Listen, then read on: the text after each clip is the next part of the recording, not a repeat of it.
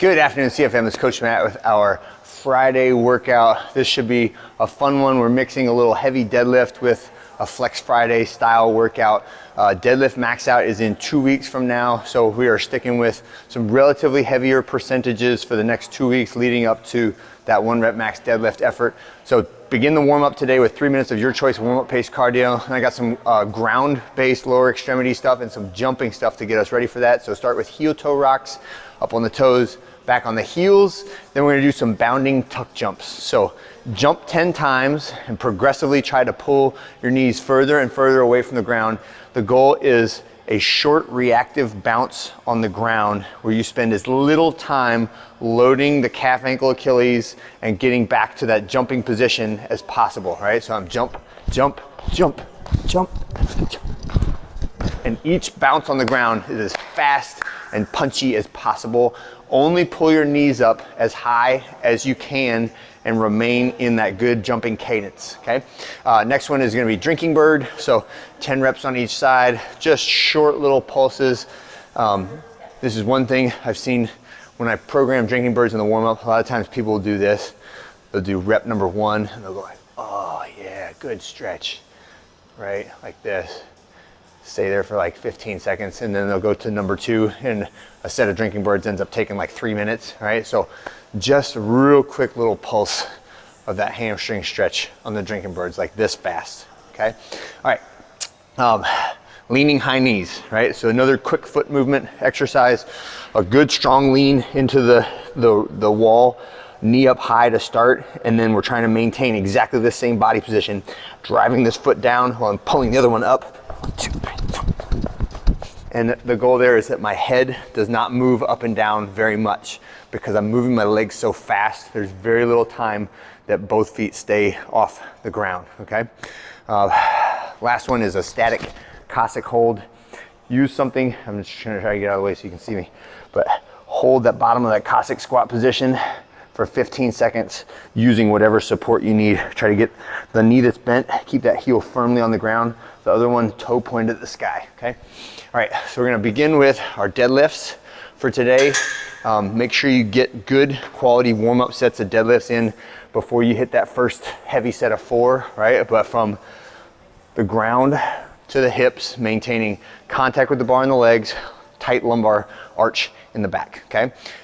There is definitely, the first 2 sets are lighter, but they should still be significant. So 65, 75% is a significant percent, but it should not be anywhere near failure.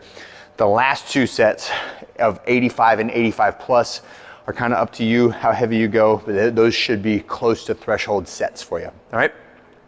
And that should be about half of the time.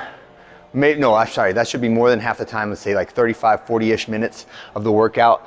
The last part is meant to be a flex finisher, and it should be done speedily, but not sloppily, all right? The weights are relatively lighter and the movements are more hypertrophy based, which means like I should be accumulating a lot of muscle fatigue.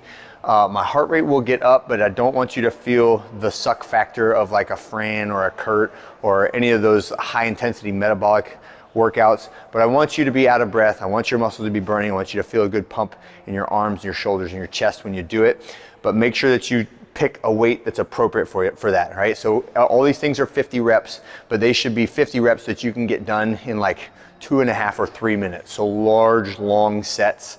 So I would say average of like 3 to 4 sets of each. And this would be a good one to do with a partner or a small group where I can do it and then my partner can spot me on the bench and then we'll swap spots and I'll do it. Even if you have to switch weights between partners, that's totally fine. You don't have to do the same weight as your partner, all right? But in order, and you gotta get all 50 reps done before you move on to the next one, so it's like a chipper, but don't worry so much about the time, right? Try to focus on big unbroken sets, right? So bench press, get to 20, get to 23, 24, 25 reps before you rack it. Lots of fatigue in the muscles and in the arms and chest. Then I get up and I'll spot my partner while they do, the same thing. All right.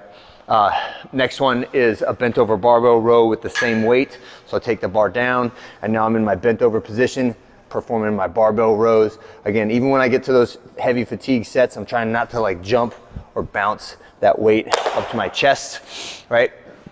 Next one is a tricep extension, and you can use a band for this one, but if you'd like to use an overhead dumbbell, you can do that too, but I'm just keeping my elbows tucked tight to my body, extending my arms, and this is all the tricep, which is the big extension muscle on the backside of your arm. Next one is a V sit-up. Any other like challenging core exercise you'd like to do is fine. I really like V sit-ups, but if you want to do GHD sit-ups for half of those, that's fine too. Next one is either a band or a dumbbell bicep curl. So I'm going to demo the band. Bicep curl is exactly the same, but stand on top of the band, elbows straight and tucked to your side, and we're just curling up in front of you for 50 reps.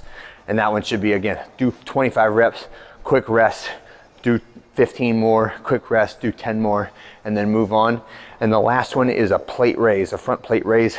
I recommend a moderate weight for this, like 15 or 25 pounds is probably good.